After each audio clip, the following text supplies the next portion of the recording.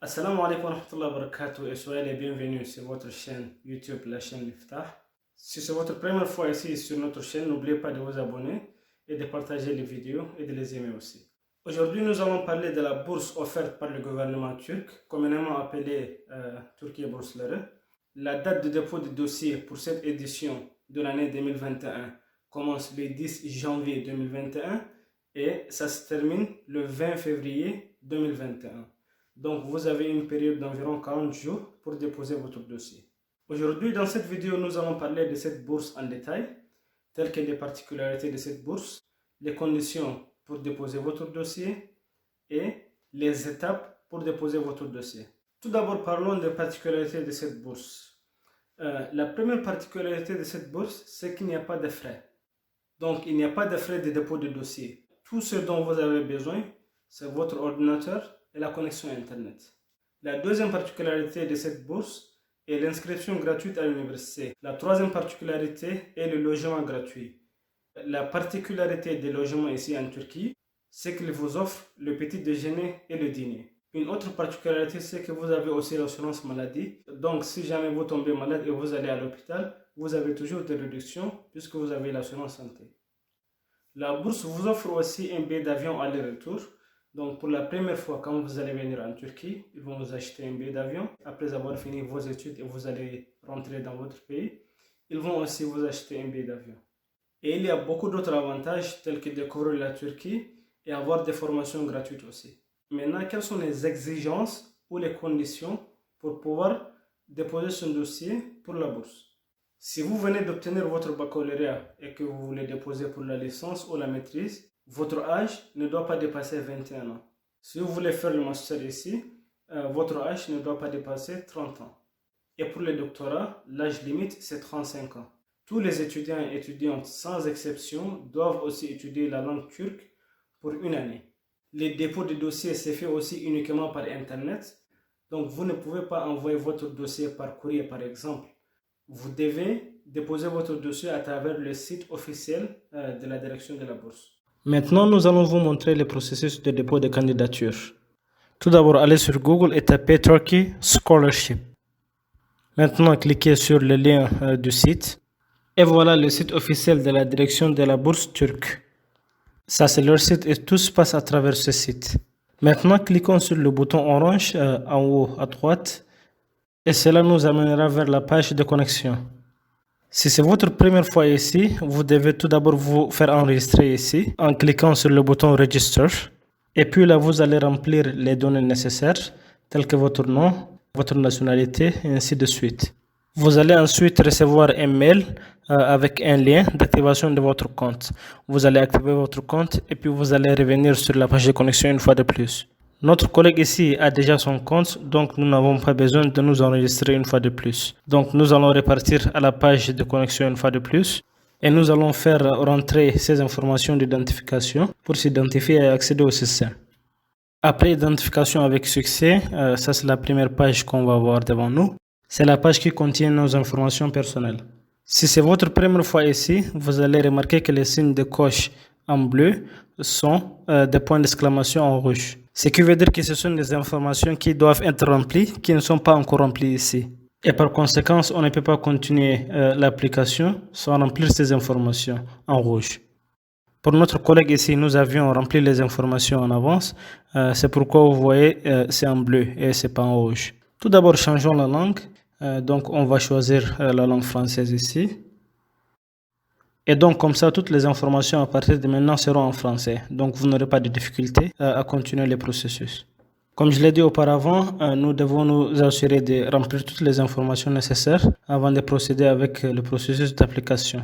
Par exemple, pour remplir les renseignements personnels ou bien les informations personnelles, on clique sur Éditer. Et là, on va voir toutes les informations qui manquent. On doit les remplir. Il ne faut pas aussi oublier d'ajouter la photo. Et ensuite, on va cliquer sur Enregistrer. De la même façon, on va continuer avec les informations sur la famille. On doit aussi les remplir. Les informations sur la famille ont été déjà remplies, donc on n'a pas besoin de les éditer. Maintenant, procédons au détail de contact. Cliquons sur Éditer. Et ici, nous aurons besoin de faire entrer le numéro de la rue, le numéro du bâtiment et le numéro de porte. Comme on le sait dans certains pays, c'est pas aussi organisé que ça. Donc ça fait pas une grande différence. L'essentiel, c'est d'écrire quelque chose ici. La question suivante dit: depuis combien de temps résidez-vous ici? Donc on dit 21 ans, c'est-à-dire l'âge du candidat. Et puis on clique sur enregistrer. Maintenant, on va revoir les informations sur l'enseignement ou bien sur les études. Si c'est un étudiant qui va faire sa licence ou bien sa maîtrise, il a besoin juste de faire entrer les informations pour le lycée, puisque c'est le plus haut diplôme qu'il a pour l'instant. Mais si c'est un étudiant qui veut faire le master par exemple, il doit faire entrer les informations et pour le lycée et pour la licence. Pour le lycée, on va faire entrer le pays, on va choisir la ville, ensuite l'école ou bien le lycée. Le stade de formation, on va choisir Secondary Education, le type de lycée, le domaine, si l'étudiant est diplômé ou pas, la date de début et la date d'achèvement du lycée, ainsi que sa note. N'oublions pas aussi d'ajouter le diplôme et le relevé des notes. Et enfin, on va enregistrer les données. Maintenant, on va procéder aux informations pour la licence. On va choisir le pays, c'est le Sénégal. Il a fait ses études en Sénégal. La ville, ce sera la ville de Dakar. Une fois de plus, on va rentrer le pays, la ville, et puis on va choisir l'université, la FI. La faculté, c'est la faculté de la technologie de l'information. Le département, ici c'est un bon exemple. Quelquefois, ça arrive des cas où le département n'est pas sur la liste. Donc, on peut rajouter le département de nous-mêmes. Pour cela, il faut cliquer sur département, pas sur la liste avec point d'interrogation. Et ici, on va écrire Computer Networks, les réseaux informatiques, et enregistrer. Ici, on va faire entrer la date de début et la date d'achèvement des études. Le système de notation, c'est le système sur 20, le système français classique. Et la note, il a eu une moyenne de 14,71. Maintenant, on va rajouter son diplôme et le relevé de notes. Maintenant, si vous avez étudié dans un pays autre que votre pays de nationalité, vous allez voir cette question en bas. Donc, il vous demande d'expliquer pourquoi vous avez choisi d'aller étudier dans ces pays. Donc, la raison qu'on a avancée ici, c'est que les universités sénégalaises ont une très bonne réputation en Afrique.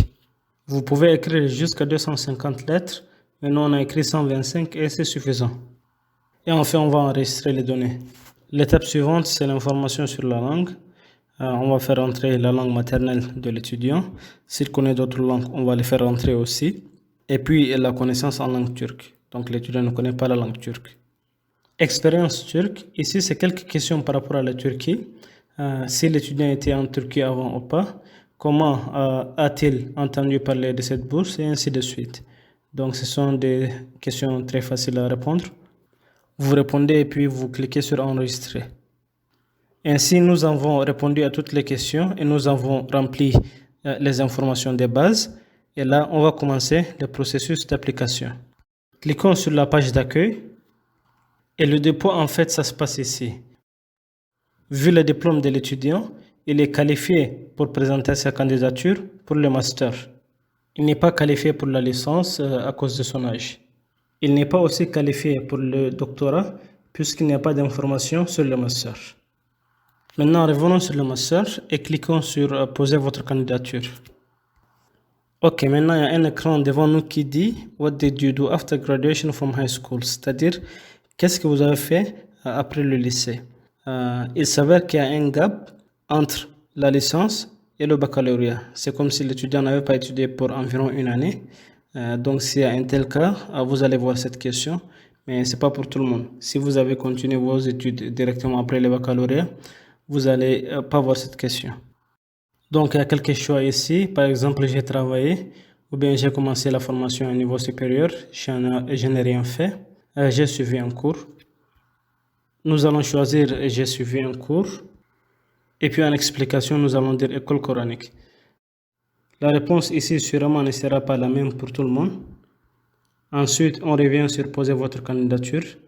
Ici, on nous prévient et on nous demande de s'assurer que toutes les informations données sont vraies et qu'il n'y a pas d'erreurs. Sinon, nous serons obligés de supprimer la candidature et de reprendre tout à zéro. Cliquons sur choisissez un programme de bourse. Ok, le dépôt de candidature s'est fait à partir de cette page. Et il y a exactement 5 étapes. La première étape, c'est d'accepter les conditions de candidature. Donc, nous allons cocher sur la case ici pour dire que nous avons accepté les conditions de candidature. Ensuite, nous allons faire le choix des universités. Rappelons que vous avez le droit de choisir jusqu'à 12 universités, mais ce n'est pas nécessaire. En général, les gens choisissent entre 5 et 6 universités. Personnellement, j'avais choisi 3 universités. C'était un peu risquant, mais j'ai eu la bourse quand même. Maintenant, cliquons sur Rejoindre et ici, on voit toutes les filières qui sont disponibles à nous. Il y a une multitude de filières, comme vous voyez, qui sont liées à notre domaine. Cliquons sur Informatique et ici, choisissons l'Université d'Istanbul et cliquez sur Enregistrer. Ok, l'Université d'Istanbul a été ajoutée sur la liste. Maintenant, cliquons sur Rejoindre une fois de plus. Cette fois-ci, cliquons sur Informatique et Ingénierie informatique et choisissons l'Université de Sakarya. Cliquons sur Enregistrer. On va cliquer sur Joindre une fois de plus. Choisissons Koç University. On va choisir une autre université. Istanbul Technical University. İTÜ. C'est l'une des meilleures universités en Turquie ici. Cliquons sur Enregistrer. On va ajouter une autre université. Nous choisissons l'université de Kocaeli. Et cliquons sur Enregistrer. Cliquons sur Rejoindre une fois de plus. On va ajouter une autre université. Selçuk Université de Konya. Cliquons sur Enregistrer. Maintenant, nous avons choisi 6 universités. On va choisir une 7e université. Cliquons sur Ingénierie informatique. Et puis ici, on va choisir Marmara University, qui est à Istanbul. Et cliquons sur Enregistrer. Au total, nous avons choisi cette université. Cochons cette case aussi. Quelquefois, ça arrive, ce sont des cas rares, mais ça arrive des cas où ils vont vous transférer vers une autre université. Donc, on dit qu'on va accepter. Et puis, cliquez sur Enregistrer. Donc, ainsi, nous avons fini avec les choix des filières. Maintenant, la lettre d'intention. Ici, il y a des questions relatives à la bourse et aussi des questions relatives à votre choix de la Turquie. Pourquoi vous avez choisi la Turquie? Si vous déposez votre candidature pour la licence, il n'y a qu'une seule question à laquelle vous devez répondre.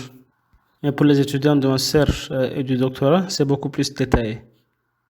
Rappelons aussi que les étudiants en doctorat doivent remplir ces champs en langue turque ou bien en anglais. Ok, la première question.